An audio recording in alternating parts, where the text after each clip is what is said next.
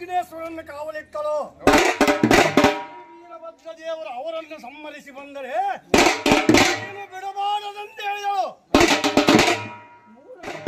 ವೀರಭದ್ರ ದೇವರು ಅವರನ್ನು ಸಮ್ಮರಿಸಿ ಬಂದರೆ ನೀನು ಬಿಡಬಾರದಂತೆ ಹೇಳಿದಳು. ಮೂರನೇ ಬಾಗಿಲಿಗೆ ಈ ಅಗ್ನಿ ದೇವರನ್ನು ಕಾವಲಿಯಾಗಿತ್ತಳು.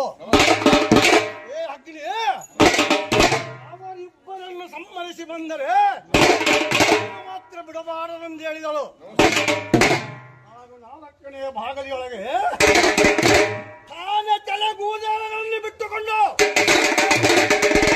ಬಾರಿ ಹಲ್ಲುಗಳನ್ನು ಬಿಟ್ಟುಕೊಂಡು ರಾಕ್ಷಸಿಯಾಗಿ ನಿಂತ ಬೊಗಳಾಡುತ್ತಿದ್ದರು. ಇದನ್ನು ವೀರಭದ್ರ ದೇವಿ ತಾಯಿಯಾದ ಕಾಳಿಕಾದೇವಿ ಹತ್ತನೇ ಭೂಮಿಗೆ ಬಂದಿಳಿದಳು.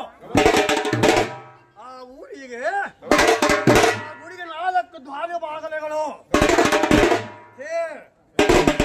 ಶ್ರೀ ವೀರಭದ್ರ ದೇವರನ್ನು ಗುಡಿ ಒಳಗೆ ಬಿಡಬೇಡ.